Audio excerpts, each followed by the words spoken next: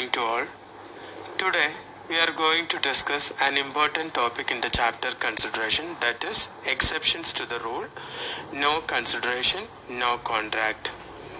The general rule is that an agreement cannot be formed without a valid consideration, or an agreement without valid consideration is void or invalid.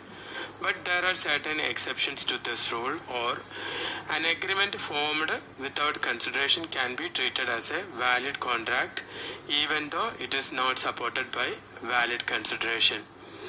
And these are the exceptions to this rule: no consideration, no contract. First one, an agreement made on account of natural love and affection. An agreement made on account of natural love and affection can be treated as a valid contract even though it is not supported by a valid consideration from the side of the promisee, provided that agreement should have happened on the basis of the natural love and affection between the parties, and the parties should stand in a near relation to each other, and that agreement must be in writing and it should be registered. Okay, അതായത് സാധാരണഗതിയിൽ ഒരു contract valid contract ആവണമെന്നുണ്ടെങ്കിൽ consideration എന്ന് പറയുന്നത് ഒരു essential പാർട്ടാണ്. അതായത് consideration ഇല്ലാതെ form ചെയ്യപ്പെടുന്ന ഒരു കോൺട്രാക്റ്റിനെ അല്ലെങ്കിൽ ഒരു എഗ്രിമെൻറ്റിനെ നമുക്കൊരു വാലിഡ് കോൺട്രാക്റ്റ് ആയിട്ട് ട്രീറ്റ് ചെയ്യാനായിട്ട് പറ്റത്തില്ല. ഇതാണ് ജനറൽ റൂൾ എന്ന് പറയുന്നത്. ഓക്കെ, പക്ഷെങ്കിൽ ചില സിറ്റുവേഷൻസിൽ കൺസിഡറേഷൻ ഇല്ലെങ്കിൽ പോലും ഒരു എഗ്രിമെന്റ് ഒരു വാലിഡ് കോൺട്രാക്റ്റ് ആയിട്ട് മാറും. അതായത് കൺസിഡറേഷന്റെ സപ്പോർട്ട് ഇല്ലാതെ ഫോം ചെയ്യപ്പെട്ട ഒരു എഗ്രിമെന്റ് ആണെങ്കിൽ കൂടെ അത് നിയമസാധുതയുള്ള ഒരു കോൺട്രാക്റ്റ് ആയിട്ട് അല്ലെങ്കിൽ ഒരു എഗ്രിമെന്റ് ആയിട്ട് ട്രീറ്റ് ചെയ്യുന്ന ചില സിറ്റുവേഷൻസ് ഉണ്ട്. ആ സിറ്റുവേഷൻസിൽ ഒന്നാമത്തേതാണ് agreements made on account of natural love and affection. ഏതെങ്കിലും അടുത്ത ബന്ധമുള്ള രണ്ട് വ്യക്തികൾ തമ്മിലുള്ള സ്നേഹബന്ധത്തിന്റെ പുറത്ത് അയാൾക്ക് നമ്മളൊരു കോൺട്രാക്ട് എഗ്രിമെന്റിൽ ഏർപ്പെടുന്ന സമയത്ത് അദ്ദേഹത്തിന് നമ്മൾ അങ്ങോട്ട് മാത്രം ഒരു വൺ സൈഡഡ് ആയിട്ട് കൺസിഡറേഷൻ കൊടുക്കുന്നുണ്ട്, തിരിച്ച് ഇങ്ങോട്ട് കൺസിഡറേഷൻ ഒന്നും ഇല്ലെങ്കിൽ കൂടെ അതെന്തായിരിക്കും ഒരു വാലിഡ് എഗ്രിമെന്റ് ആയിട്ട് ട്രീറ്റ് ചെയ്യും. നമ്മൾ സാധാരണഗതി പറഞ്ഞിട്ടുള്ളത് കൺസിഡറേഷന്റെ പ്രിൻസിപ്പിൾ വെച്ചിട്ട് അത് മ്യൂച്വലി ബെനിഫിറ്റഡ് ആവണം, അല്ലെങ്കിൽ എന്താണ് both party should give something and get something എന്നുള്ളതാണ് condition. Either party should have get something in return എന്നുള്ളതാണ് കണ്ടീഷൻ എന്ന് പറയുന്നത്.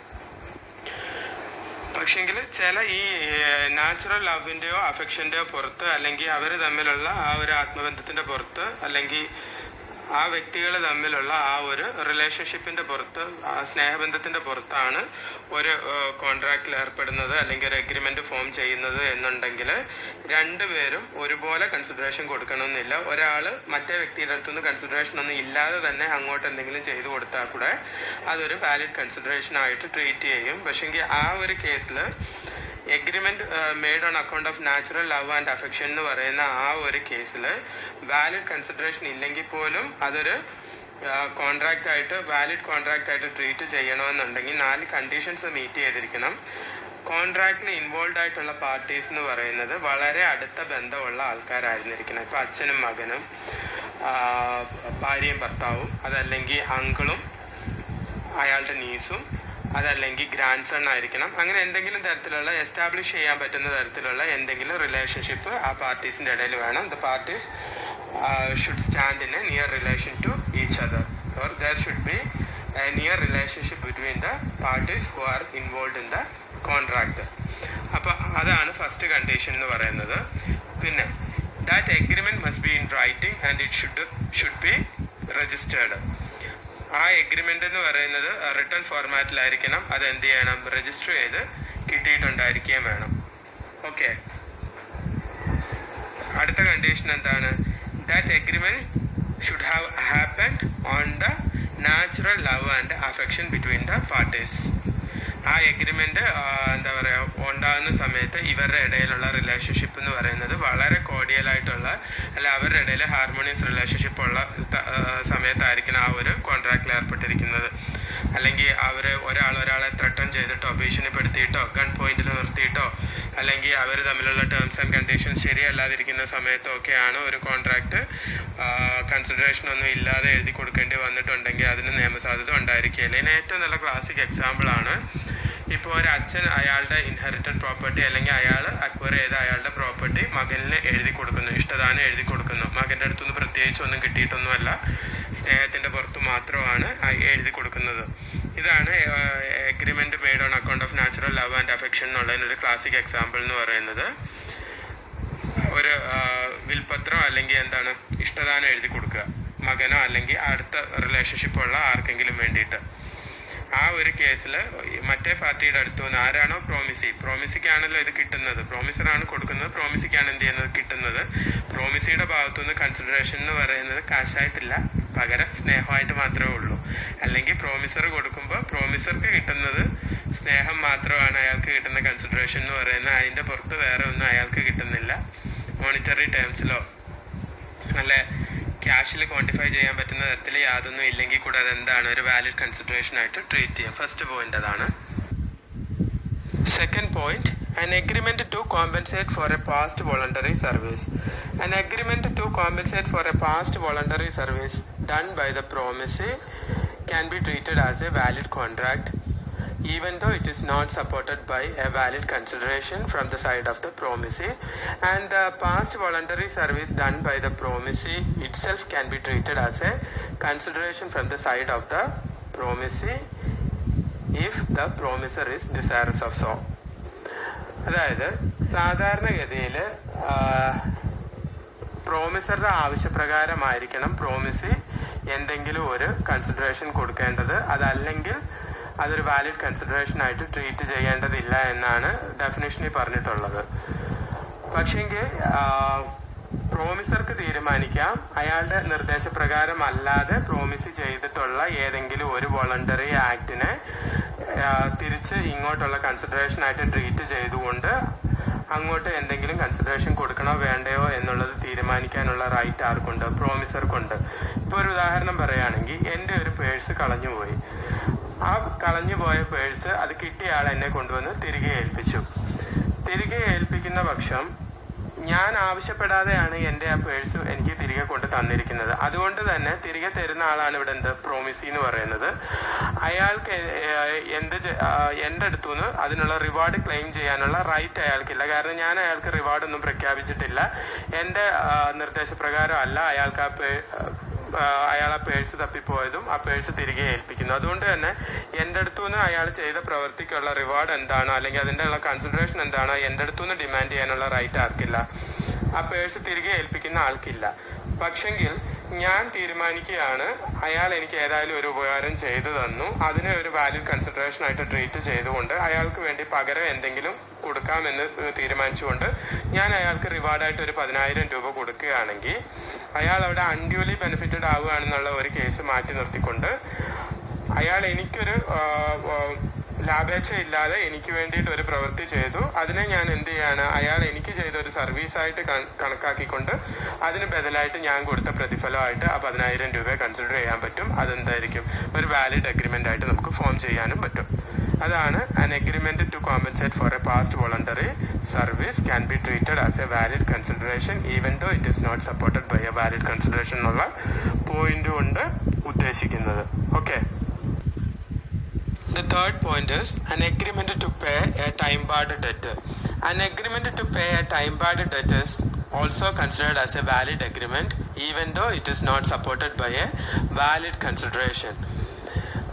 Since the repayment of the debt is not binding on the promisor or the debtor, and the debtor is under no compulsion to repay the debt since it is a time-barred debt.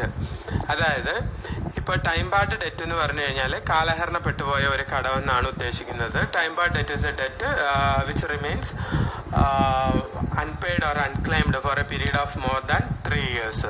3 വർഷക്കാലമായിട്ടും നമ്മൾക്ക് കിട്ടാനുള്ള ഒരു amount, നമ്മൾ കടമായിട്ട് കൊടുത്തൊരു തുക, അത് നമുക്ക് 3 വർഷമായിട്ട് തിരികെ കിട്ടിയിട്ടില്ല. അത് തിരികെ കിട്ടാൻ വേണ്ടിയിട്ടുള്ള യാതൊരുവിധ നടപടികൾ നമ്മൾ സ്വീകരിച്ചിട്ടുമില്ല. അയാൾക്ക് റിമൈൻഡർ കൊടുത്തിട്ടില്ല, അല്ലെങ്കിൽ അയാൾക്കെതിരെ നമ്മൾ ലീഗലി മൂവ് ചെയ്തിട്ടില്ല. ഒന്നും യാതൊരുവിധ നടപടിയും നമ്മുടെ ഭാഗത്തു നിന്ന് ഉണ്ടായിട്ടില്ലെങ്കിൽ 3 വർഷത്തിന് ശേഷം അത് കാലഹരണപ്പെട്ടു പോയ ഒരു കടമായിട്ട് പ്രഖ്യാപിക്കപ്പെടും ലോ ഓഫ് ലിമിറ്റേഷൻ പ്രകാരം. അപ്പോൾ അങ്ങനെയുള്ള ഒരു കോണ്ടെക്സ്റ്റിൽ debtor debtor is under no compulsion to repay the amount. The repayment of the debt is not binding on the debtor. That's the situation. 3 വർഷത്തിന് ശേഷം എന്ത് ചെയ്യേണ്ട, ഡെറ്റർ ആ പണം തിരികെ കൊടുക്കേണ്ട ബാധ്യതയില്ല. കാരണം എന്താണ്, ലോ ഓഫ് ലിമിറ്റേഷൻ പ്രകാരം അതൊരു കാലഹരണപ്പെട്ടു പോയ കടമായിട്ട് എന്ത് ചെയ്തിട്ടുണ്ട്, ട്രീറ്റ് ചെയ്യപ്പെടുന്ന ഒരു എമൗണ്ട് ആണ്. അപ്പോൾ ഡെറ്റർക്ക് അങ്ങനെ ഒരു പണം കൊടുക്കേണ്ട ബാധ്യത ഇല്ലെങ്കിൽ പിന്നീട് അയാൾ ആ കടം തിരിച്ചു കൊടുക്കുകയാണെങ്കിൽ അയാൾ ഔദാര്യമായിട്ട് കൊടുക്കുന്നതായിട്ടാണ് ട്രീറ്റ് ചെയ്യുക. അപ്പോൾ അയാൾക്ക് ഇങ്ങോട്ടൊന്നും കിട്ടിയിട്ടില്ല. ആക്ച്വലി അയാൾ ഇപ്പോൾ ഒരു ഉദാഹരണം പറയുകയാണെങ്കിൽ, ഞാനിപ്പോൾ ഒരു വ്യക്തിക്ക് ഒരു 10,000 രൂപ കൊടുത്തു. 3 വർഷക്കാലമായിട്ട് എൻ്റെ ഭാഗത്തുനിന്ന് യാതൊരുവിധ നിയമ നടപടികളും ഉണ്ടായിട്ടില്ല, അല്ല റിമൈൻഡേഴ്സ് കൊടുത്തിട്ടില്ല, ഞാൻ അയാളോട് ആ പണം ആവശ്യപ്പെട്ടിട്ടില്ല, ഒന്നും ചെയ്തിട്ടില്ല. 3 വർഷത്തിന് ശേഷം അയാൾ എനിക്കത് തിരികെ തരുന്നില്ല എന്നുണ്ടെങ്കിൽ ആ ഒരു പണം എന്താണ്, ആ ഒരു കടം കാലഹരണപ്പെട്ടു പോയ കടമായിട്ട് അല്ലെങ്കിൽ ടൈം ബാർഡ് ഡെറ്റായിട്ട് ട്രീറ്റ് ചെയ്യപ്പെടും. അപ്പോൾ ഇനി എനിക്ക് അയാളുടെ അടുത്തു നിന്ന് ആ പണം കിട്ടാനുള്ള യാതൊരുവിധ റൈറ്റും ഇല്ല. പക്ഷെങ്കിൽ ആ വ്യക്തി തീരുമാനിക്കുകയാണ് ആ പണം എനിക്ക് തിരികെ തരാമെന്ന് കരുതുകയാണ്. ആ ഇഫക്റ്റിൽ ഒരു എഗ്രിമെൻറ്റ് ഞാനുമായിട്ട് ഫോം ചെയ്യുകയാണെങ്കിൽ അതൊരു നിയമസാധ്യതയുള്ള എഗ്രിമെൻ്റ് ആയിട്ട് വേണമെങ്കിൽ കണക്കാക്കാം. ആ വ്യക്തിക്ക് എൻ്റെ അടുത്തു നിന്ന് 3 വർഷം മുമ്പ് 10,000 രൂപ കിട്ടിയിട്ടുണ്ടെങ്കിൽ പോലും അത് അയാൾ തിരികെ തരേണ്ട ബാധ്യത ഇല്ലെങ്കിൽ ഇപ്പോൾ അയാൾ എനിക്ക് വെറുതെ തരുന്ന പോലെ ആയിരിക്കും ആ പണത്തിൻ്റെ ആ പണം കണക്കാക്കപ്പെടുന്നത്. കാര്യം എന്താണ്, അദ്ദേഹം എനിക്ക് തിരിച്ചു തരേണ്ട ബാധ്യത, നിയമപരമായിട്ട് അദ്ദേഹം എനിക്ക് തിരിച്ചു തരേണ്ട യാതൊരുവിധ ബാധ്യതയും ഇല്ല. അപ്പോൾ ഇനി അദ്ദേഹം 3 വർഷത്തിന് ശേഷം എനിക്ക് ആ 10,000 രൂപ തരുന്നുണ്ടെങ്കിൽ അത് അദ്ദേഹത്തിൻ്റെ സന്മനസ്സുകൊണ്ട് മാത്രമാണ്, അല്ലെങ്കിൽ എൻ്റെ കയ്യിൽ നിന്ന് അദ്ദേഹത്തിന് യാതൊന്നും അങ്ങോട്ട് കിട്ടിയിട്ടില്ല എന്ന് കണക്കാക്കപ്പെടാവുന്ന ഒരു സാഹചര്യത്തിലാണ് അദ്ദേഹം എനിക്ക് തരുന്നത്. അപ്പോൾ എൻ്റെ അടുത്തൊന്നും കിട്ടിയിട്ടില്ലെങ്കിൽ പോലും അദ്ദേഹം തരുന്നത് എന്താണ്, അതൊരു വാലിഡ് കൺസിഡറേഷനായിട്ട് ട്രീറ്റ് ചെയ്യാം. പണ്ടുണ്ടായിരുന്ന ഞാൻ അദ്ദേഹത്തിന് കൊടുത്ത ആ എമൗണ്ട് എന്താണ്, അതിന് ബദലായിട്ടുള്ള ഒരു കൺസിഡറേഷനായിട്ട് ട്രീറ്റ് ചെയ്യും. ശരിക്കും അവിടെ ഒരു കൺസിഡറേഷൻ എന്ന് പറയുന്നത് നിയമപരമായിട്ട് അവിടെ നിലനിൽക്കുന്നില്ലെങ്കിൽ പോലും, കാരണം എന്താണ്, അത് കാലഹരണപ്പെട്ടു പോയ കടമാണ്. ആ തരുന്ന വ്യക്തിയുടെ മേലെ അങ്ങനെ ഒരു ബാധ്യത നിയമപരമായിട്ട് ഇപ്പോൾ ഇല്ല.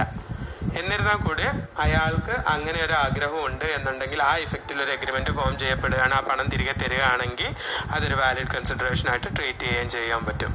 അതാണ് agreement to pay a time barred debt എന്ന് പറയുന്ന കേസ്. ഓക്കെ അല്ലേ? ഇപ്പോൾ ഈ പറഞ്ഞിരിക്കുന്ന 3 കേസസ്, അതായത് an agreement to pay a time barred debt, agreement made on account of natural love and affection, an agreement to pay, an agreement to compensate for a past voluntary service എന്ന് പറയുന്നത്, ഈ 3 കേസിലും എന്താണ്, valid consideration നമ്മൾ നോക്കിക്കഴിഞ്ഞാൽ ഇല്ലെങ്കിൽ കൂടെ ഉള്ളതായിട്ട് കണക്കാക്കും. അത് ആ വാലിഡ് കൺസിഡറേഷൻ ഇല്ലെങ്കിൽ പോലും അങ്ങനെ ഈ ഇഫക്റ്റിൽ ഫോം ചെയ്യപ്പെടുന്ന, ഈ 3 കേസിലും ഫോം ചെയ്യപ്പെടുന്ന കോൺട്രാക്റ്റുകൾ അല്ലെങ്കിൽ എഗ്രിമെൻറ്റുകൾ വാലിഡ് എഗ്രിമെൻ്റ് ആയിട്ട് ട്രീറ്റ് ചെയ്യും. ബാക്കിയുള്ള പോയിന്റ്സ് അടുത്ത ക്ലാസ്സിൽ ഡിസ്കസ് ചെയ്യാം. Okay, thank you.